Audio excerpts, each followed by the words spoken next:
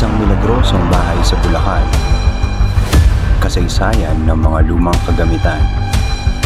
Mga di may paliwanag ng mga pangyayari sa upuan.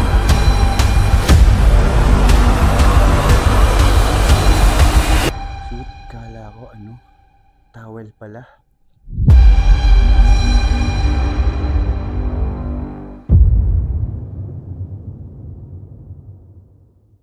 Hello everyone! Welcome to DTV again. Today, meron tayong i-explore na isang lumang bahay dito sa Bulacan na sinasabing maraming misteryo at kababalaghan. Today, for this exploration, kasama ko ang kapatid ko, si Angel. Ngayon, samahan nyo kaming tuklasin kung may patotoo ba ang mga sinasabi nilang paramdam sa lugar na to. So, bakit namin sa taas? So, kasama ko sa Angel.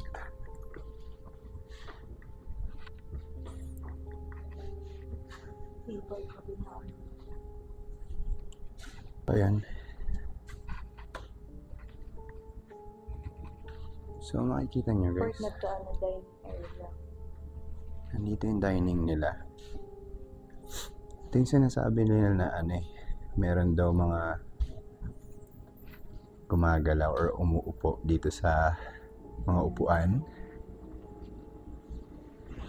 Well, actually nakakapangilabot siya guys. Makikita nyo guys yung bahay, kitang kita na luma na.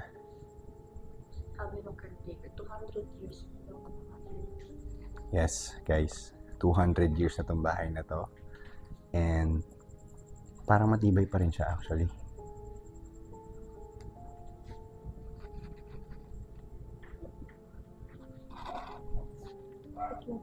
Yung sinasabi nila na may mga gumagalaw.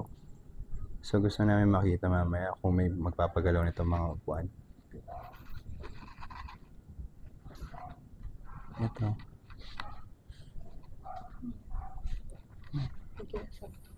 Santa siguro. Ito yata yung sala nila guys.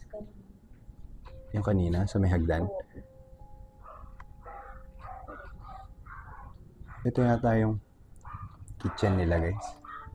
Makikita nyo maganda yung kitchen nila. Sino unang kitchen talaga? Tignan nyo.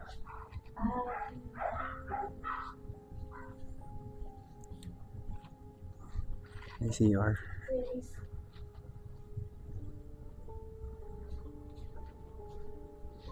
Ito yung sinasabi ni nanay kanina. Sino unang kalan? Galing mo. Paano kaya gumagana yan?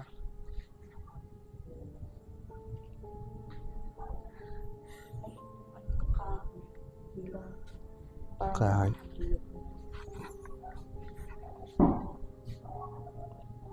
So paano yun operate to? Tingin mo? Dito nilalagay yung Dito nilalagay yung mga kahoy. So pag siguro i-adjust mo tong kalan, kung gusto mo lumakas yung baga. Okay. Kung gusto mo lumakas yung baga, papalitan mo yung bilog-bilog niya. Marami siyang bilog guys.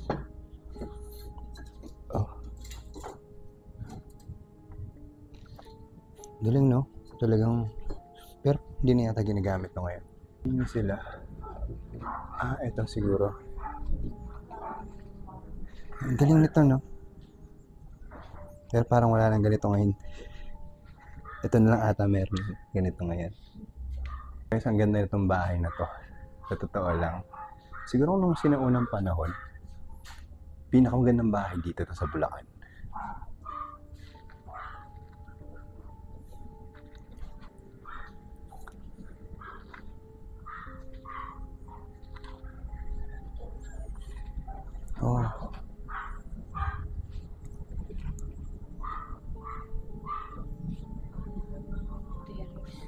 Ayun yung pababa. Yung hagdan kanina sa labas. Okay. Yung hagdan kanina yan sa labas guys. Papasok dito.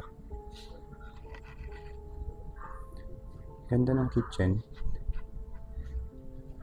Pero ang sabi nila guys, ano daw to? Parang ginawang headquarters ng mga Hapon before. So, ang sabi ni nanay kanina na ginawang headquarters to ng mga Hapon. And so sobrang tagal na rin, 200 years. Marami daw dito, mga binawian ng buhay, maraming mga sinalbahe ng mga Hapon daw dati. So siguro kaya may mga nagpaparamdam din dito. Balik tayo kanina dun sa sala, yung may mga upuan. Babantayin natin tong sala. And also, gusto din namin marinig yung mga sinasabi na yapak na naririnig nila. Lalo na pag hating gabi na.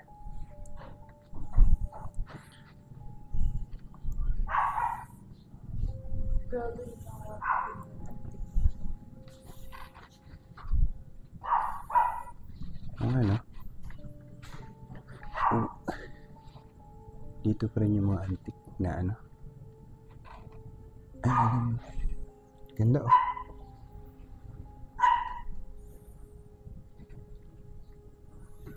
Ginagamit pa kaya to? May 200 pesos, sobrang tibay pa din. Oo, no? 200 years guys, pero sobrang tibay pa rin ng kahoy.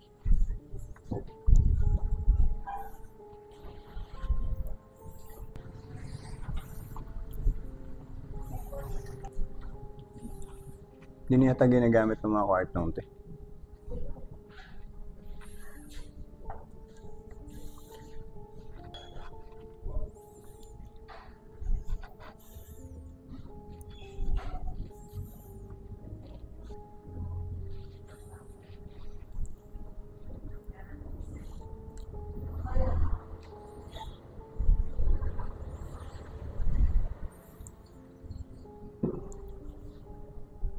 Parang mga bagong upuan na to. Mga bagong bili na siguro to sa sobrang tagal.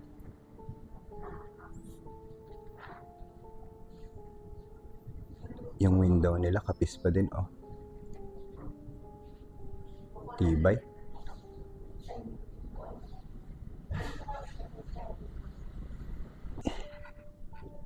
Ganda oh.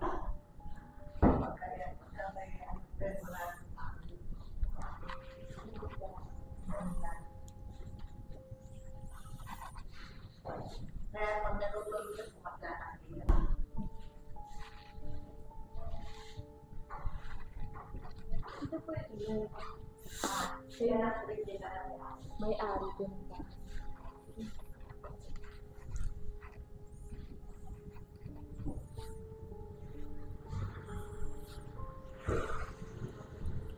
Mama Mary.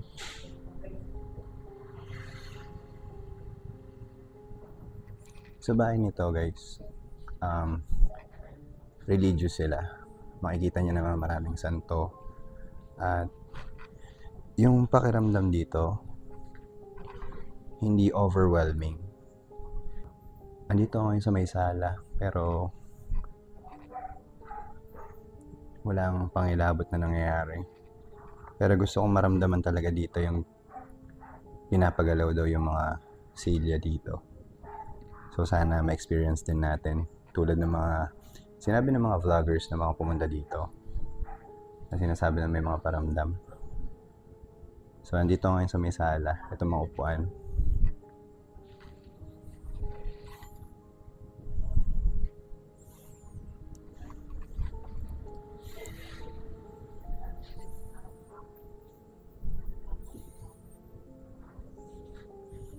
So babantayan ko sila. At titignan natin kung okay. May narinig ako dito. May narinig ako. Pero narinig ko siya nung pagkadaan ko. So feeling ko pag may dumaan na tao dito, tutunog yung ayun oh. Pag dumadaan, ayun oh, tumutunog. tumutunog yung floor. So kaya feeling nila na parang may yapak. Pero nung dumaan ako, dun ko narinig na tumunog din yung floor. So hindi natin alam kung talaga nangyayari yung mga yapak dito. Pero sana may magparamdam sa atin kahit papaano. Kung meron man po nakatira dito, nandito lang po kayo para mag-obserba. Wala po kaming gagawin masama. Kung pwede po kayo magpagalaw ng mga bagay. Ayun, dumaan si Angel dito. Tumunog yung sahig dito. Parang may dumaan. Pag may naglalakad, so maririnig mo talaga. Dahil na rin siguro sa luma na ng bahay.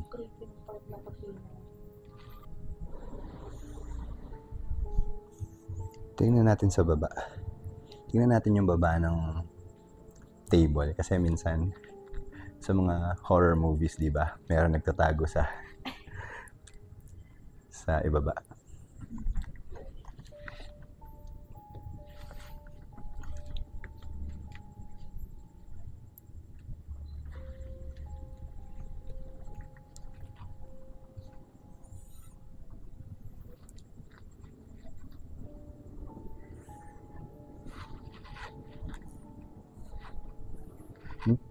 Yun.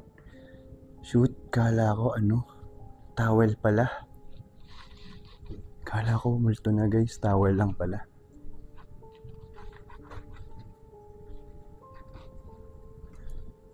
Ayan, lumang damit. Diba, ang galing ng mind ng tao. Napaka galing mag-imagine ng mga bagay-bagay.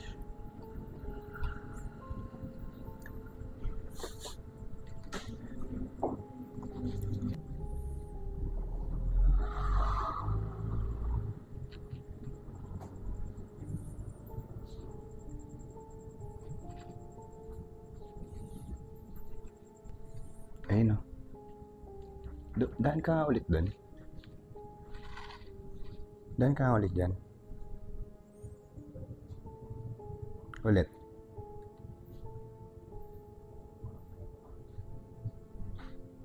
Ayun tumutunog talaga pag may dumadaan. Ayun nga guys. Sabi ko nga, pag may dumadaan, may parang creaking sound. Yung pag dinaanan mo, kala mo merong tumaan. Pero, ayun kasi kahoy nga, tsaka luma na rin. Maririnig mo talaga.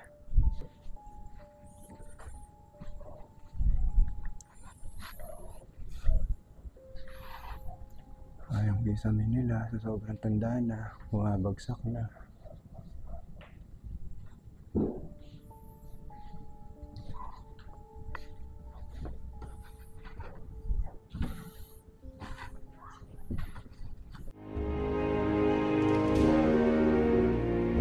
Paranormal man o hindi, hindi mapagkakaila ang kagandahan ng sinuunang bahay na ito.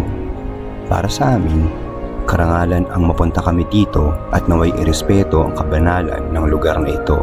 At malay natin, ang mga paramdam dito ay ang mga taong ating sandalan, lalo na't sa oras ng kagipitan at kahirapan.